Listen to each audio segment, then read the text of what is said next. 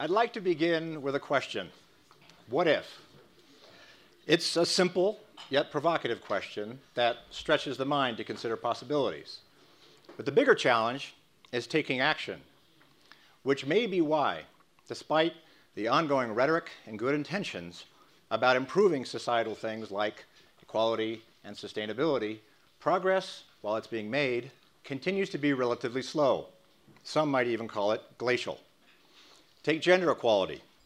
It's common sense that there should be equality between women and men in representation, pay, voice, roles, respect. But the reality is, it isn't equal.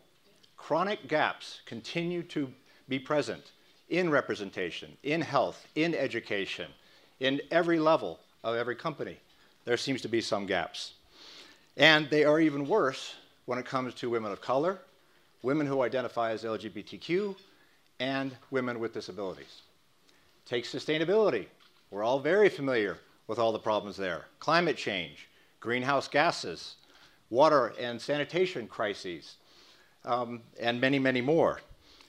There's also social issues that come along with those particular sustainability problems. Yet there is a significant intention to action gap, as 65% of people say they want to do something about sustainability, but when you ask them what they actually do, there's a big drop to about 30%. Now, the reality is that equality and sustainability are pervasive problems. They've been created over generations, and they're only going to be solved individually and collectively. We need to do this together.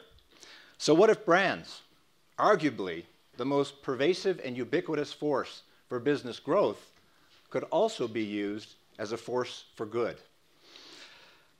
Brands are ubiquitous. They touch people every day, often multiple times a day. Imagine the impact if all brands stepped up to be a force for growth and a force for good.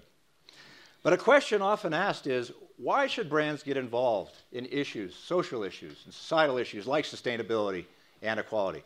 Why don't they just stick to selling products?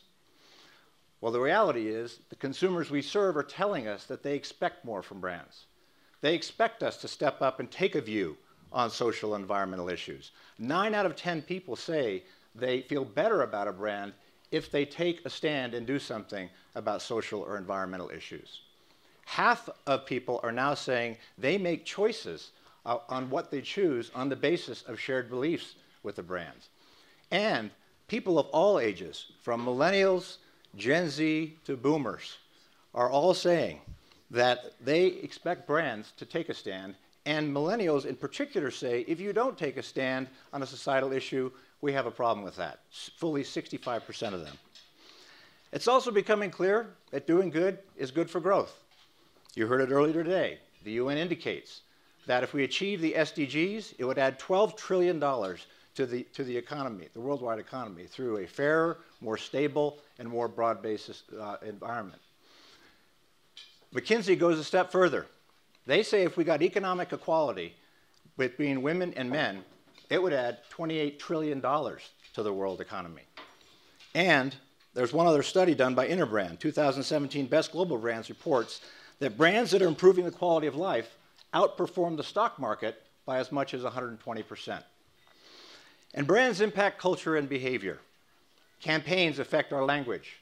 Products affect how we behave. Who here has never said, just do it, or let's take a selfie? Probably not many. So what if brands could use their ubiquity to be a force for good and a force for growth? Let's start with gender equality. Gender equality is limited by gender bias. The images and portrayal of people in advertising affect perceptions because they embed memories into your minds that actually create bias. In fact, the US Association of National Advertisers has done a study of 40,000 ads and indicates that 29% of those ads has some form of inaccurate or negative portrayal of women through stereotyping, objectification, or some kind of diminished characterization. That affects bias. The worldwide advertising industry spends $600 billion in advertising. So we affect nearly every person on the planet with the images we put out there. What if every brand used its reach and used its voice to be able to accurately and positively portray women and girls, of all sexualities, of all races, of all income levels, of all socioeconomic walks of life, and of all cultures. That would make a difference, and it would drive growth. For example, the Always brand literally changed the meaning of the word of like a girl. That phrase, now 76% of people think it's a positive expression versus 19% before, and the brand's been growing ever since it started. SK2 has a campaign in Asia called Change Destiny. They just came out with a campaign called Expiry Date, which challenges the notions that women have an expiration date on when society believes they should be married and when they should have children. They also came out with another one called the Bare Skin Project, defining the expectation that women need to wear makeup to look normal. These campaigns started millions of conversations with billions of impressions, and that brand growing in double digits. Men play an equally important role. Ariel in India and France have shown advertising that shows men sharing the household chores, like doing the laundry. Yes, we can do it.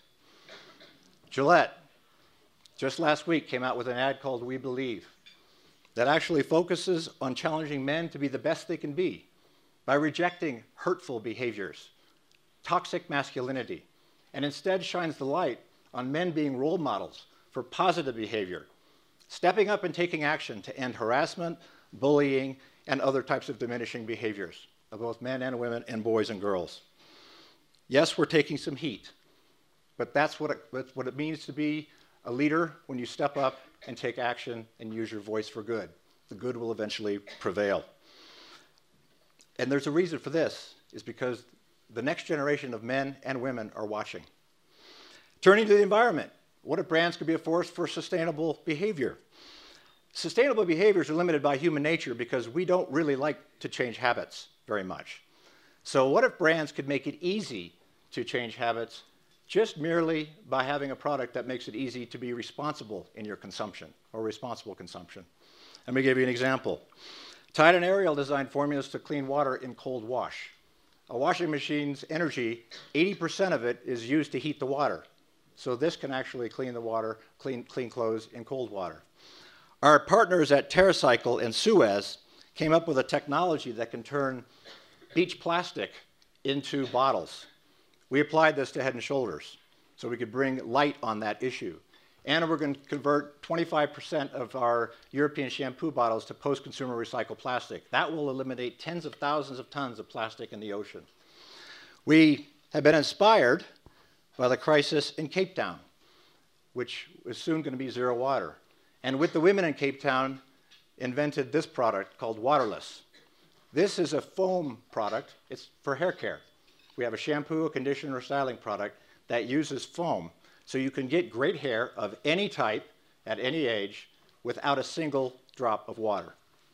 Speaking of water, 1 billion people go without it and clean drinking water every day. And so what our scientists did is they took these little packs, they cost 10 cents, and they could clean even the dirtiest water and give people the ability to clean it, to drink it after just 30 minutes. These packs and the water accompanying with it have helped 14 billion liters of clean drinking water go to people in 100 countries around the world. And we're also working on one other thing. It's a very upstream technology called DS3. This is made without any water. So what it allows you to do, it's a cleaning product. It's in a test, and what it allows you to do is either shampoo or laundry detergent, and it eliminates all the water used to be able to make these, which is billions and billions of gallons. This is the kind of thing that innovation can do in order to make a difference. Now listen, we don't do this alone. There's no way we could do this alone. There's many, many companies, including in this room, that are making these kinds of differences. But what if we could all join forces to collaborate? And that's happening. There are many alliances. The ANA hashtag See Her movement, the UN Women on Stereotype Alliance, focus on the accurate and positive portrayal of women in advertising. The hashtag Free the Bid pledge promotes women behind the camera because only 28% of women only 10% of commercials are directed by women. The hashtag Brands for Good collaborative is a collaborative to promote sustainable behavior. The Alliance to End Plastic Waste was announced last week to innovate in terms of plastic. On your chairs are the 50-liter home, which is an alliance being launched tonight to be able to innovate in urban water settings. And you're going to hear very quickly here from Matt Damon and Gary White about water.org that provides affordable financing to allow people to be able to create water and sanitation that they couldn't have done before. These alliances create collective accountability to do good. They create incentives to innovate. They challenge each other to do good, and they hold each other accountable. And when this innovation happens, it actually improves the economy because industries grow, and that's good for all of us. There's hundreds of brands already part of these alliances, but that still only represents a fraction. Imagine if all 100% of brands participated. So my call to action for the year ahead is for each of us to take individual action and join one of these alliances for collective action on equality and sustainability. Each of us can do our own part, but together we can have a more powerful impact. Brands affect nearly every person on the planet.